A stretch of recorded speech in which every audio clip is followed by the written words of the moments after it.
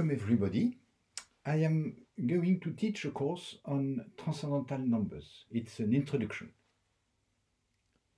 The goal is to know when we have a number, whether it is a rational number or an algebraic irrational number or else a transcendental number. So the question is whether the number that we are interested in satisfies an equation of degree 1 or not.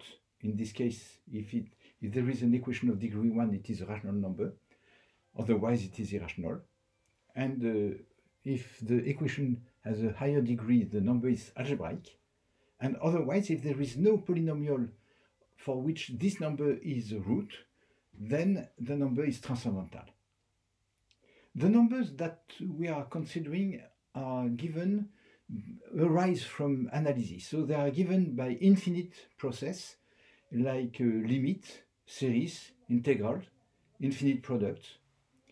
And so it's difficult in general to determine whether such a number is even just irrational. There are some criteria for irrationality, like the one involving the continued fraction expansion or the decimal expansion of the number. But most often for the constant arising from analysis, we do not know the continued fraction expansion, and we do not know the expansion in a basis, binary expansion or decimal expansion. So we need to find another way of proving the irrationality or the transcendence. And the most efficient way to deal with this question is to use Diophantine approximation. So today, for this first course, I will give first an irrationality criterion and then a transcendence criterion. The irrationality criterion deals with the rational approximation. And the main remark is the following. If you have a number, say a real number, theta, if theta is a rational number, then it has very bad approximation by other rational numbers. If theta is a over b, so when I write a rational number, I mean that the denominator is positive and the numerator and denominator are coprime. So if theta is equal to a over b, then for all p over q rational number which are different from a over b, the distance between a over b, which is theta, and p over q is not too small. And not too small, this distance is just, so it's aq minus pb divided by qb. And because p over q is different from a over b, aq minus pb is at least 1. So this is 1 over bq. B is fixed, it is the denominator of theta. And so for all theta minus p over q, the distance is at least a constant. The constant is 1 over b divided by q. C equals 1 over b. So a rational number is not well approximated by other rational numbers. On the opposite, if we have a number, a real number which is irrational, then this number has many good rational approximations, better than C over Q, namely a constant divided by Q squared, which is much better than C over Q. And so this is the way to distinguish between rational numbers and irrational numbers. I will state this property, which I just mentioned, as a lemma which I call the criterion irrationality.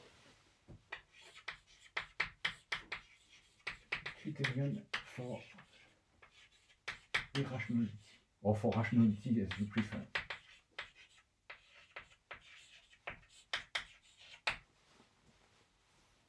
So the criterion is the following. We start with the number theta, which is a real number, and the result is that the following conditions are equivalent. The first condition is that theta is irrational.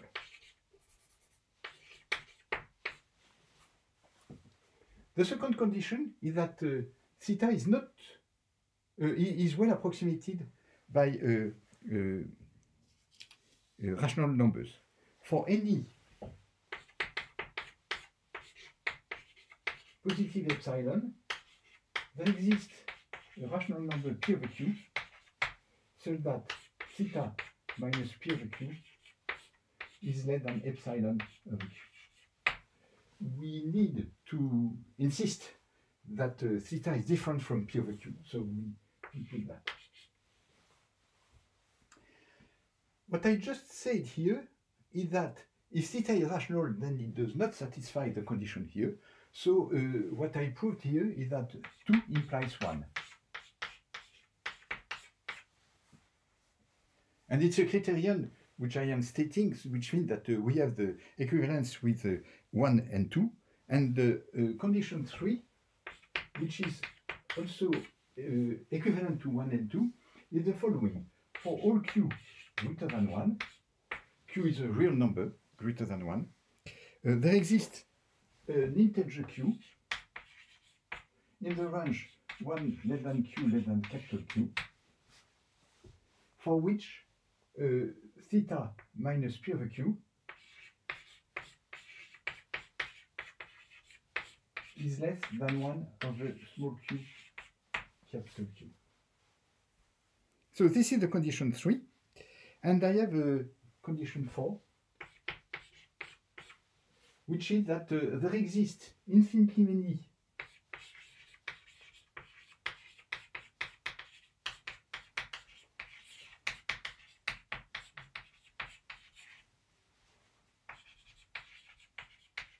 P over Q, such that theta minus P over Q is less than 1 over Q squared. We do not need here to ask that theta is different from P over Q because we have infinitely many of them. So the criterion for irrationality is that the 4 conditions which I stated here are equivalent. It turns out that the useful part is the part which I proved here, which is the easy part of the criterion, one of the easy part, because there are other things which are obvious.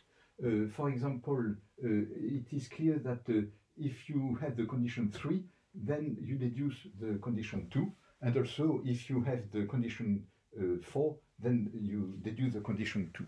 In fact, the part which are easy is are the implication that 3 implies 4 implies 2.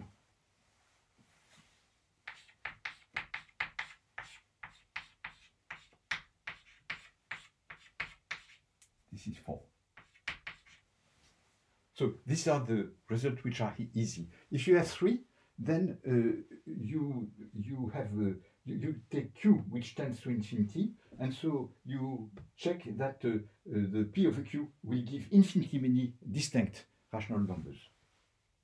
You just take q sufficiently large so that the approximation that you have here will not be satisfied with the next q, and then you have infinitely many of them.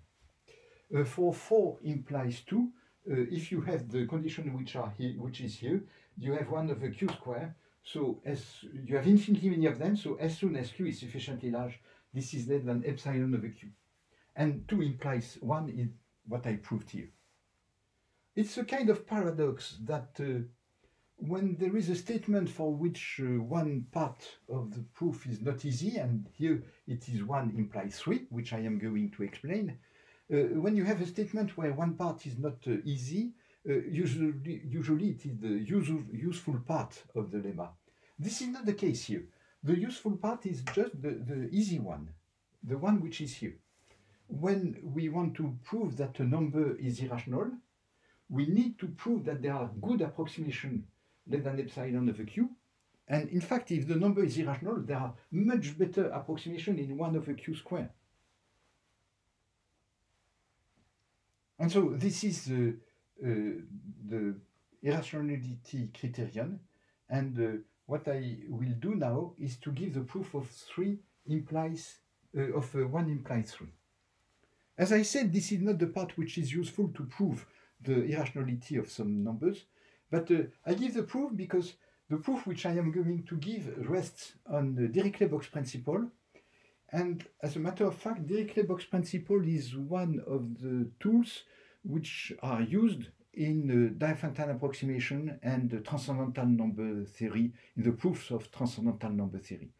So I want to give a proof that 1 implies 3. So I start from 1. So I have a number theta which is irrational.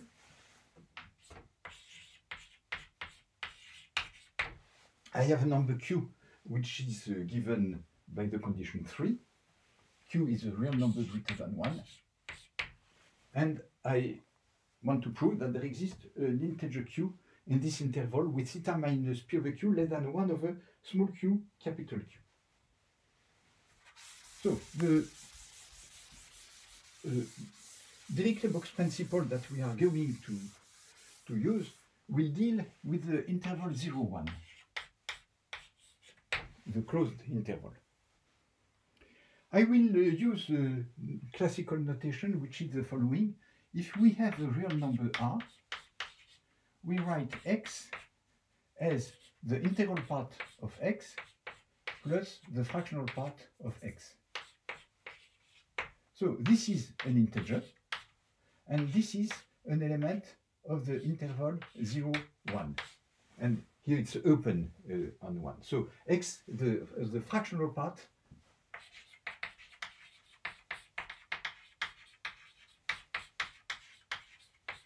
is between 0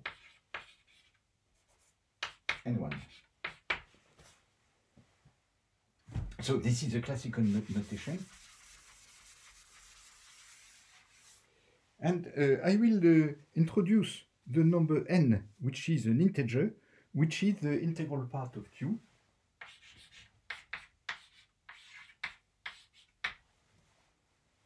So q was a real number, and n is between n minus 1. N is between q is between n minus 1 and n. So this integer n is greater than or equal to 2. So I will take the upper, so I take the number n which satisfies this condition. So q is greater than 1, so strictly greater than 1, so n is greater than or equal to 2. I will consider in this interval 0, 1 the following points. I take the point 0, and then I take the integral part, the fractional part of theta. Theta is a given number. I take 2 theta up to n minus 1 theta, the fractional part, and 1. So when you look at the numbers which I have written, which belong to the closed interval 0, 1, the numbers which are here are between 0 and 1, but less than 1, and there is 1 which is here. So the number of elements which I have written is n plus 1. So n plus 1 elements.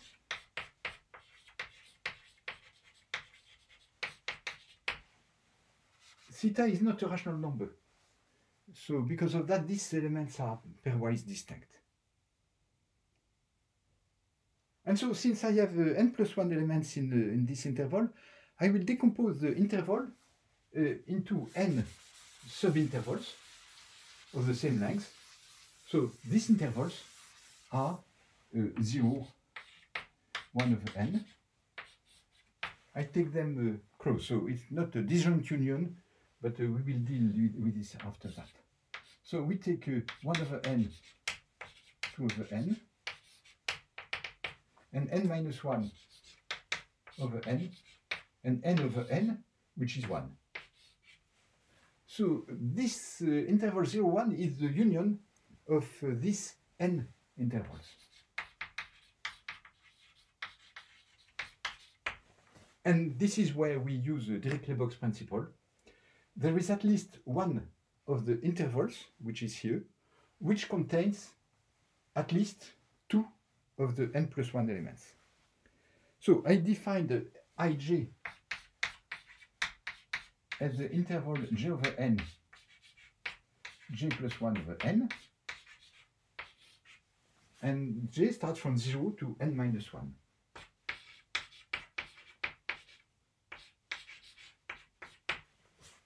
So there exists a j0 so that ij0 contains at least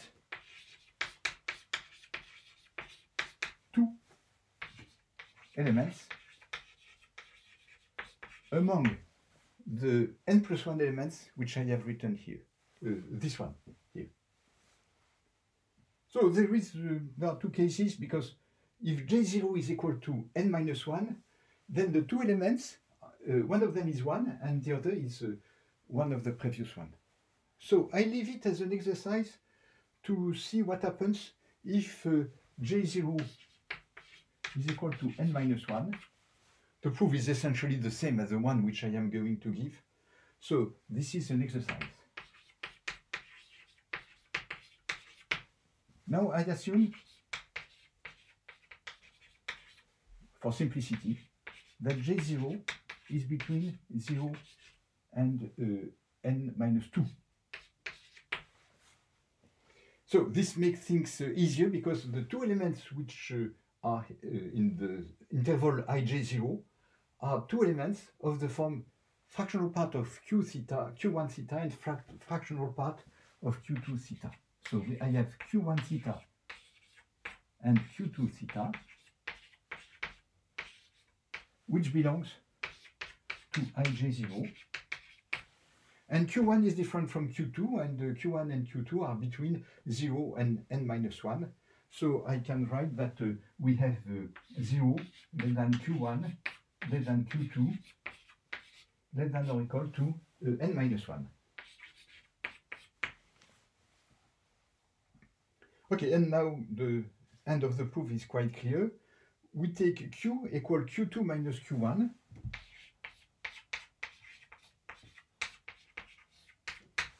And this is the denominator that we are looking for. There exists a q, which is between 1 and capital Q. So to check that q is less than capital Q, you have to look at what is written here.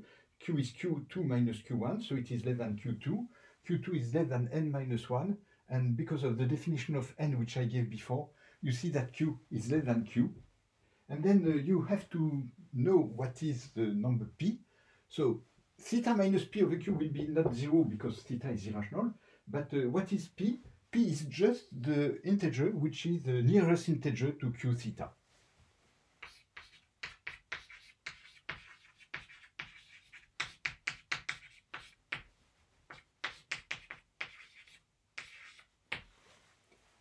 This is something which is an interesting remark which we do not repeat each time. When we look at theta minus p over q, if we know q, then there is only one value of p which is relevant, which is the nearest integer to q theta. So this is the proof of the irrationality criterion. And I just want to add that there is a condition which is equivalent to 4 and which looks stronger, but it is equivalent. Instead of 1 over q square, we can write 1 over square root of 5 q square. And in this case, with the square root of 5, the square root of 5 is the best possible, and this is a result due to Hurwitz. So I just write it here. Hurwitz result.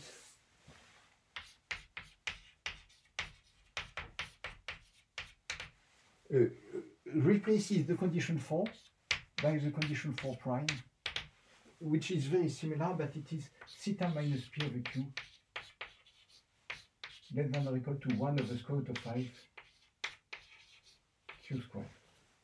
And then this is best possible for the golden ratio and for the numbers of the form a phi plus b over c phi plus d, when the determinant of a, b, c, d, the determinant of the matrix, is equal to plus or minus 1, and phi is the golden ratio.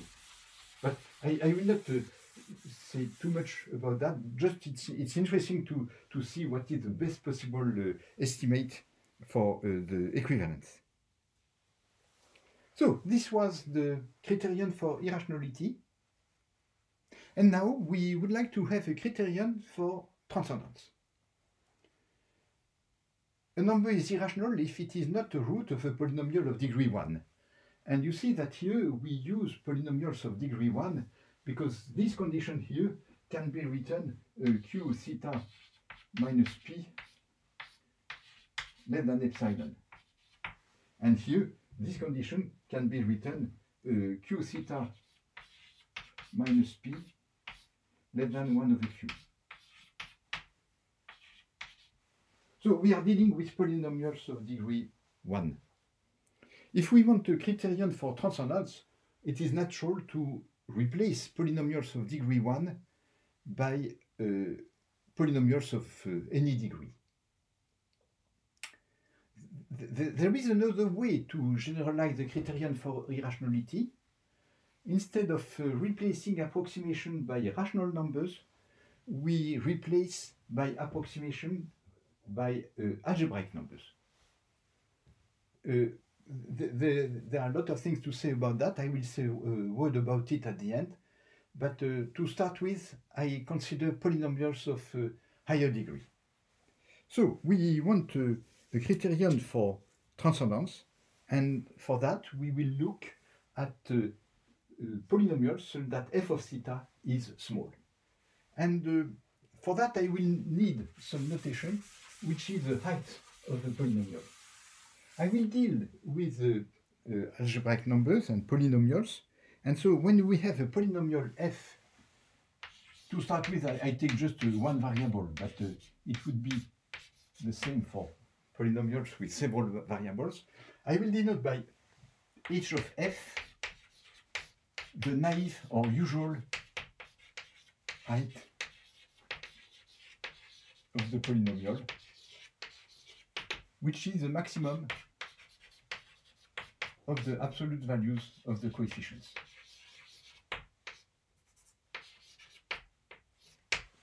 Of the modulus of the coefficient, because the coefficients are complex numbers. So the criterion for transcendence is the following. I noticed that I was starting with a real number, because if the number is complex then and not real, then theta minus p over q is always at least the imaginary part of theta. So the criterion for irrationality is interesting only for real numbers. But for the criterion for transcendence, we deal with complex numbers.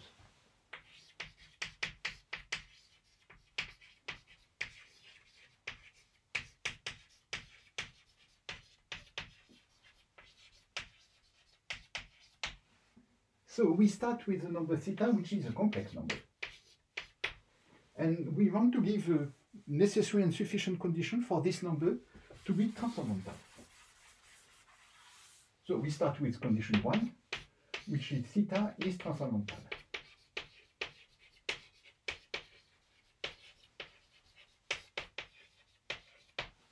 By the way, I will denote by q bar the algebraic closure of q in C, so the set of algebraic numbers.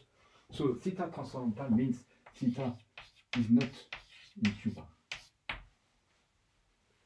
So the condition 2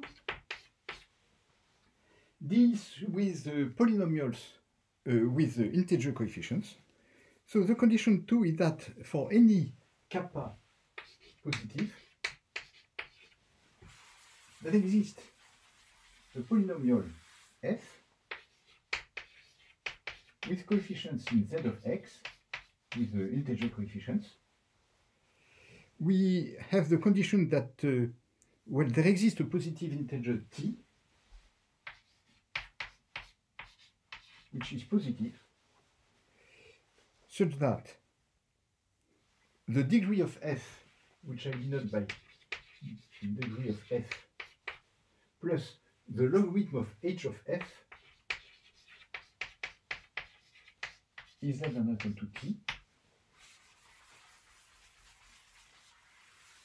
And then f of theta is small and not zero. The point that it's not zero is important. 0 less than f of theta less than exponential minus ct.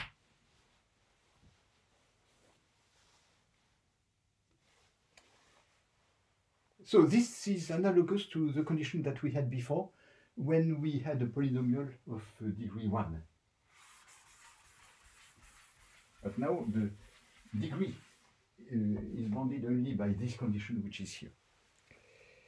I want to give two other conditions which are equivalent to the condition 2i.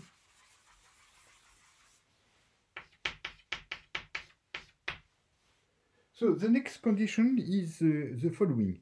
For any positive number c less than 1/2, positive, c is positive and less than 1/2, there exists a number t0 which is positive, which has the following property. For any t greater than t0, there exists a polynomial p in z of x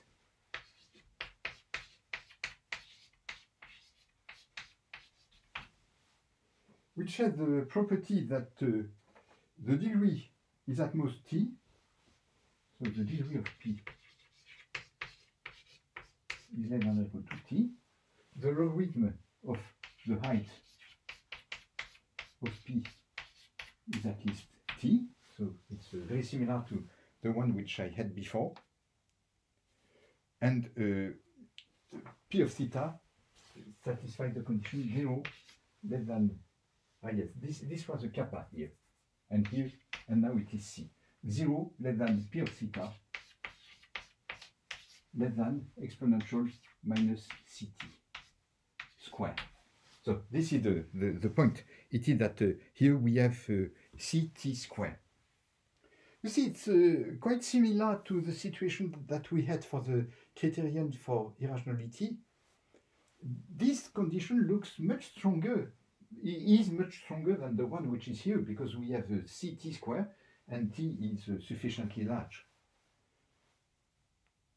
And to prove that a number is transcendental, it is sufficient to find a polynomial with an approximation exponential minus kappa t, but kappa may be very large, but it's fixed for all kappa positive. We have that. But if the number is transcendental, then we have much stronger approximation. Now I give a fourth statement, which is analogous to the one that we have for the criterion of irrationality.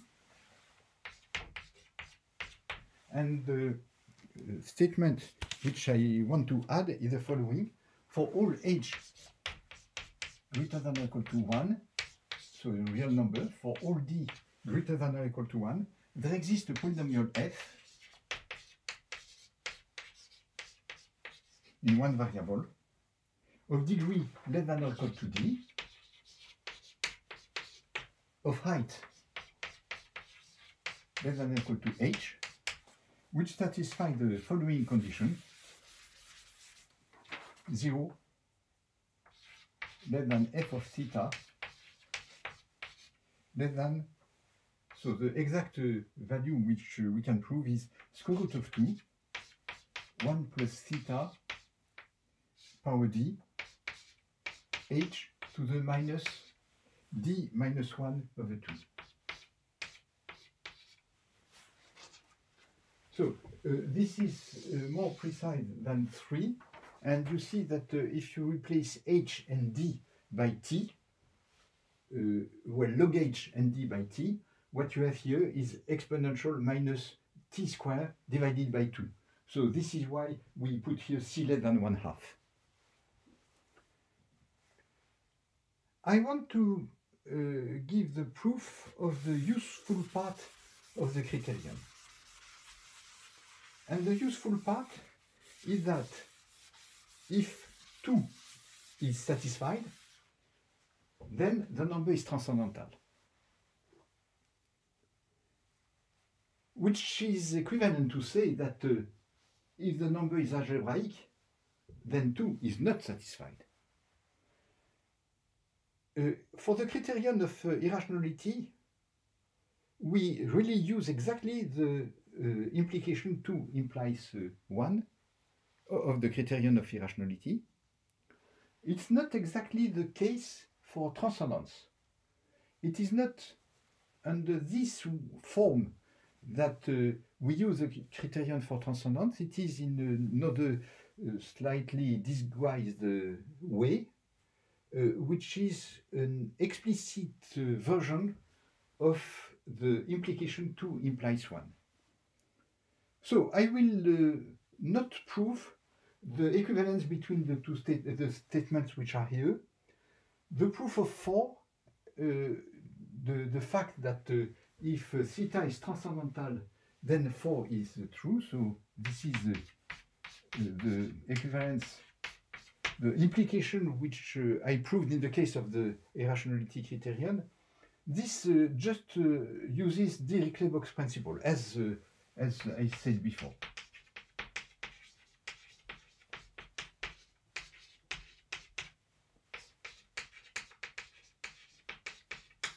So I leave it as an exercise. It's not too difficult to prove that.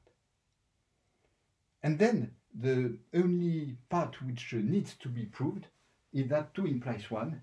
And for this, I will state 2 implies 1 in an equivalent way, which is a contraposite. If theta is algebraic, then 2 is not true, which means that we have a Le bound for f of theta. And this will be the part which I will discuss in the second course when I will speak of Liouville inequality. This is a kind of a Liouville inequality. So let me go to the statement of 2 implies 1 in a contraposite way. So this is the proposition that I want to prove. And now it is a statement for which I start with an algebraic number. So I will denote it by gamma. Gamma is an algebraic number. I will take a polynomial with a complex coefficient, f in z of x. I take a positive number t. I assume that the height of f is less than exponential of t. I assume that the degree of f is less than t. I assume that f of gamma is non-zero. And then the conclusion is that f of gamma is greater than or equal to exponential minus ct.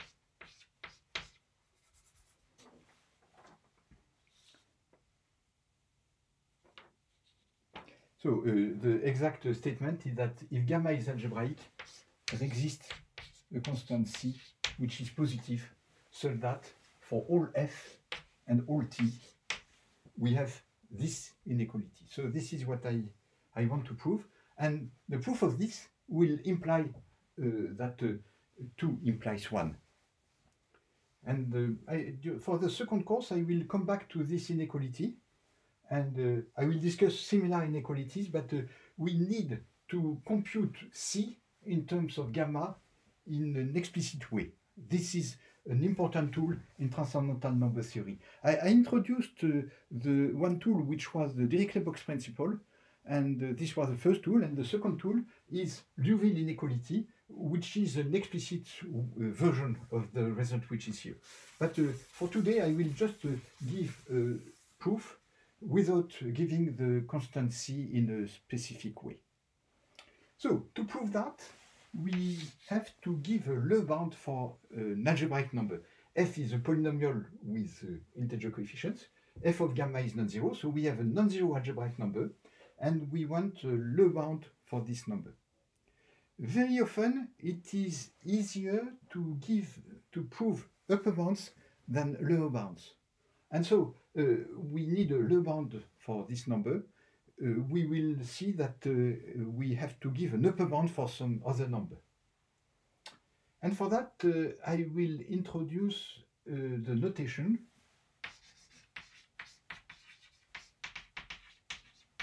If alpha is an algebraic number,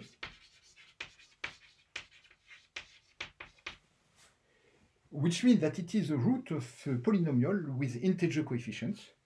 Among the polynomials which have alpha as a root, there is one with integer coefficient, which is the minimal polynomial. So it's a polynomial with integer coefficients, which has the smallest degree, the degree of alpha. Q of alpha q, the degree of alpha. It is the smallest degree of a polynomial which vanishes at alpha.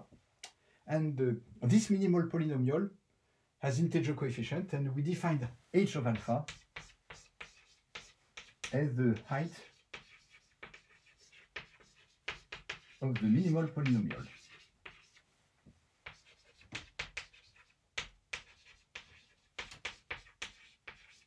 So this is the unique polynomial, which is defined by the property that it has the minimal degree.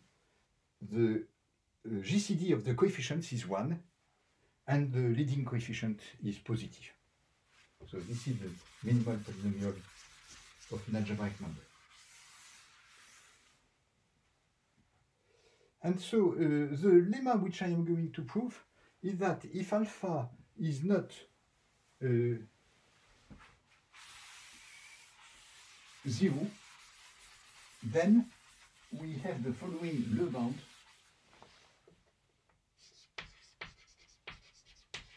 So alpha is an algebraic number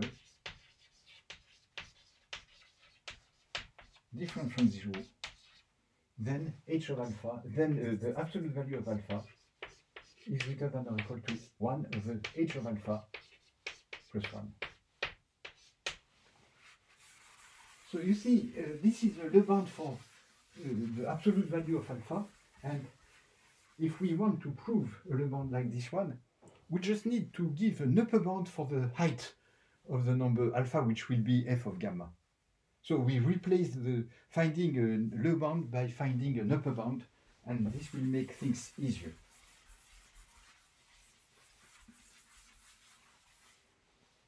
And the proof of this lemma is quite nice, because we do it in 2 steps. The first step is to give an upper bound for alpha. So the proof,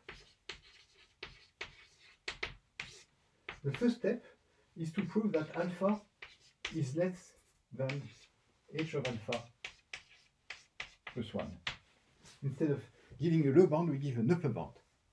And we do it as follows. We write that a0 alpha plus alpha to the d plus a1 alpha d minus 1 plus ad is equal to 0 when the minimal polynomial of alpha is a0 xd plus a1 xd minus 1 plus ad.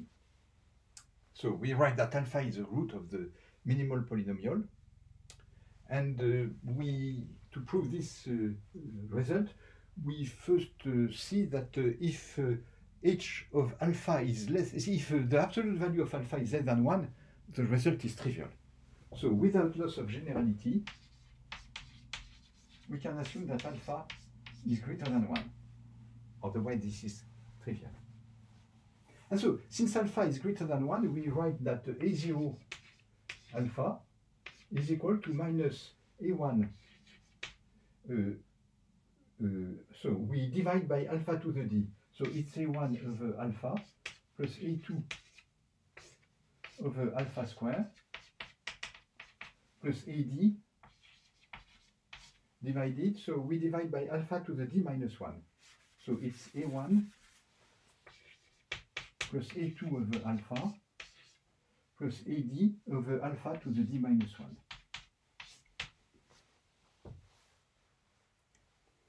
And now we have an upper bound for the right-hand side. So A0, as I mentioned before, is an integer which is at least 1. So we have A0 alpha. So we have alpha less than or equal to A0 alpha,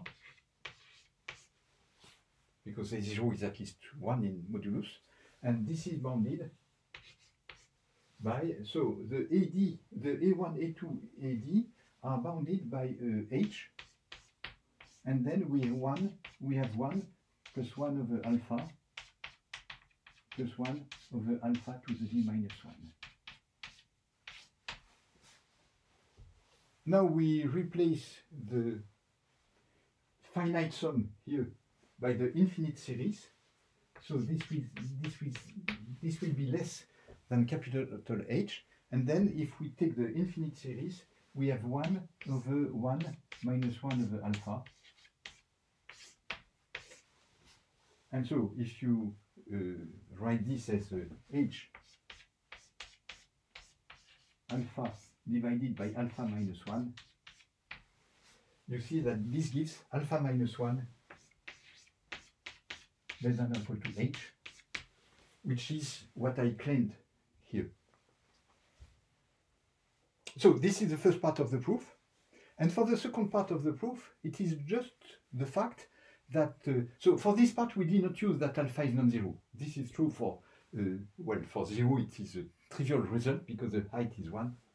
So now if alpha is different from 0, then the minimal polynomial of 1 over alpha is the polynomial AD x to the D plus AD minus 1 x to the D minus 1 plus A0, which has the same height as alpha. So for the second part of the proof, we just use the fact that h of alpha minus 1 is equal to h of alpha if alpha is different from 0. So we use this result for alpha minus 1, and we get the lower bound, which is here. So this is the proof of the lemma. And now I come to the proof of the proposition, which is here, which is an upper bound, a lower bound for f of gamma. To prove this lower bound, of course, we will use the lemma. And so we have to check that the height of f of gamma, so this is what we have to check. We know that f of gamma is at least 1 over the height of f of gamma plus 1. So we have to check that this is bounded by exponential ct. Maybe I write a c prime because you have to take into account the 1, which is here. So this is what we have to check. And this is done in a quite easy way. We just write the polynomial f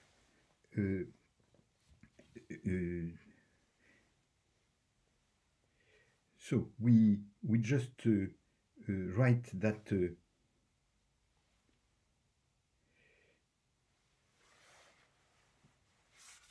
so we write the polynomial f of gamma f of x is equal to sum. So I will not take the a because they are here. So I will take some of bj, j equals 0 up to so the degree of f is bounded by t. It does not matter whether we take for t an integer or not. So we can take some of bj and then the x to the j. And the bj are bounded by exponential of t. We replace x by gamma. So what we have is f of gamma is equal to the sum for j equals 0 up to t of bj gamma to the j. Okay, so now we have to estimate the height of f of gamma. This is our number alpha here, and we have to see what is the height of f of gamma, which is something which is not completely obvious because gamma is algebraic, f is a polynomial with integer coefficients, and to know what is the minimal polynomial of f of gamma is something which is not that easy. So for that, we just see that it is sufficient using the proof which is here to find one polynomial which vanishes at f of gamma. It may not be the minimal polynomial, and we have to see what will be the leading coefficient. And for that, we use some auxiliary lemmas which involve the height of algebraic numbers. So we can do this just in an elementary way here, but I prefer to leave it as an exercise and to refer to the second course when I will explain what are the notion of height and size of algebraic numbers, and then the proof of the upper bound which I claim here will be essentially trivial.